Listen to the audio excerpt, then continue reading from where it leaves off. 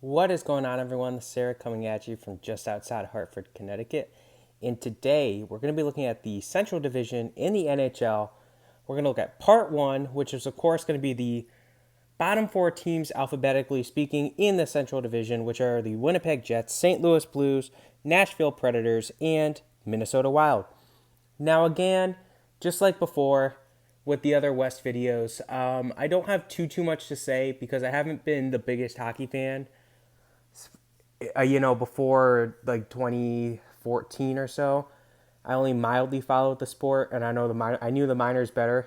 But yeah. So without further ado, we'll jump right in, and we'll start with the Winnipeg Jets Atlanta ties. Now, this isn't necessarily a shot at Winnipeg; they're a relatively newer franchise. But why did the city of Atlanta deserve a second shot, while Quebec City and Hartford don't?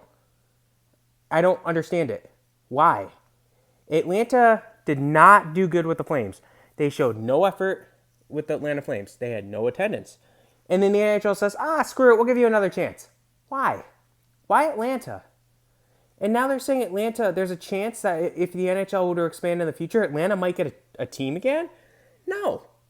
No. No. No, no, no, no, no, no, no. Atlanta does not deserve a team. Atlanta doesn't deserve the teams they have. They don't support their teams. I mean, they somewhat support the Braves, but they don't support the Falcons. There's a reason the team, or the Hawks, there's a reason the city lost its hockey team. Why did they get a second chance, but Hartford and Quebec don't? That's what I don't understand.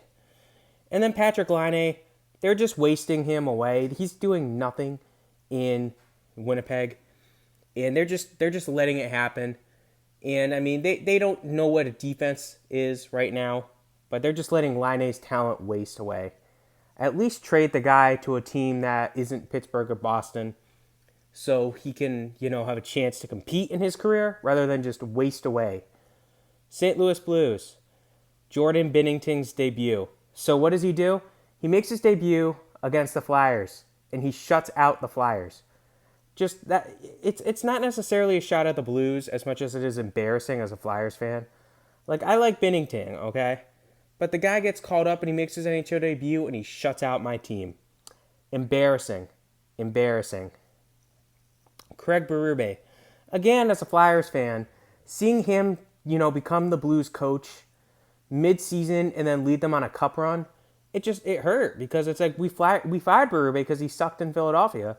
And then, he goes to the Blues, takes over a team that was in last place and leads them to a cup. It's just, it sucked. It sucked. I didn't want to see him win. But with the fact that they were playing Boston, I rooted for the Blues. But I didn't want to see Berube win. No. Oh, the Pietrangelo saga. So, the whole thing with Alex Pietrangelo. Now, of course, this is brand new. It's still in my mind. It's still in everybody's mind. But they basically sit there with Alex Pietrangelo. And they're sitting there. And they're talking about trading the guy. And then they say, okay, you know what? They made minimal effort to re-sign him. And who do they sign instead? Torrey Krug. So I don't understand why you throw money at Torrey Krug but not Alex Pietrangelo. Now, don't be shocked if Pietrangelo becomes your version of, Albert Pujols, where he leaves the team and leaves your St. Louis team and breaks out on the West Coast. It isn't great. You don't want to lose Pietrangelo. The guy's a leader, but at least he's leaving with a cup. There's that. So, but still, it wasn't it didn't look good for St. Louis. Nashville Predators, Shea Weber, restricted free agent. So, the Flyers needed defensemen during this offseason. I think it was the 2011-12 offseason. Or 2012-13, one of the two. And what they do is they sign restricted free agent Shea Weber to this massive 14-year, $110, I believe it was, $1 million offer sheet. And of course, the Predators, after thinking about it, matched it. Now, apparently, it's like an unspoken rule that if you try to sign someone who's a restricted free agent, everyone hates you because you played the game. So all of a sudden, the Flyers basically had to get rid of their general manager at some point soon because their general manager, Paul Holmgren, tried to make a move. I just never understood that. So because the Flyers tried to sign this guy, nobody wants to trade with him. So then why are people trading with the Canadiens still? Because they tried to sign, Sebastian Aho last offseason. Why are people still talking to Montreal? Why? I never understood it. The whole thing just boggles my mind. Yes, it's a gentlemanly thing to not do that, but it's sports. You're playing the game by the rules. PK Subban. I was a big fan of PK Subban in Montreal. And when he went to Nashville, I'm like, oh, cool, now he has a legitimate chance again to get a cup.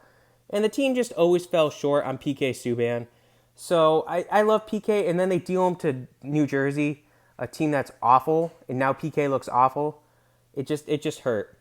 2017 Cup, of course, continuing with PK Subban, and even, just PK Subban because they traded Subban for Weber straight up. You lost to the Pittsburgh Penguins. Unforgivable. You shouldn't have lost to Pittsburgh in the Cup, but you did. So congratulations. Minnesota Wild. Definition of average. If you think of an average sports team and you're a hockey fan, you're thinking of the Minnesota Wild. There's no one else. Minnesota is in that awkward state. They're in the purgatory, so to speak. They sit there and they're too good to tank. They have too many veterans. They have too much cap room. They have too much cap dedicated to players. And they sit there and they make the playoffs as like an 8 seed or, just miss it. So they're never going to get a top 5 pick, but they're not good enough to compete for a cup. They are the definition of average, which is perfect for the team, for the state that lost the North Stars. It's perfect. It fits them perfectly, doesn't it? Average. There's nothing there. There is nothing there. So, and then lastly, Parise and Suter. So they signed both Zach Parise and Ryan Suter during the offseason of 2012-13.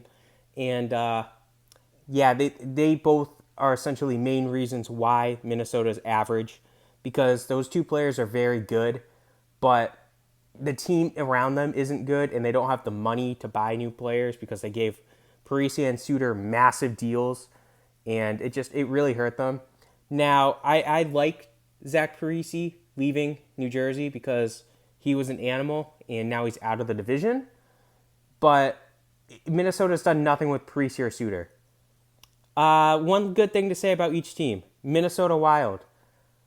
I mean, you guys are decent enough that you can make some noise, but you don't do anything, so you're not really much of a threat. Nashville Predators. You had PK Subban, one of my favorite non-Flyers, and that's pretty much all I can say. St. Louis Blues. Your song during your Stanley Cup run was Gloria, and you got that from an Eagles fan at a bar. So, yeah, shout out to the Eagles. Winnipeg Jets. You have some interesting players. I don't know. I really don't know, Winnipeg. I'm happy that you guys got a team. I'm happy you guys got the team that was stolen from you and relocated.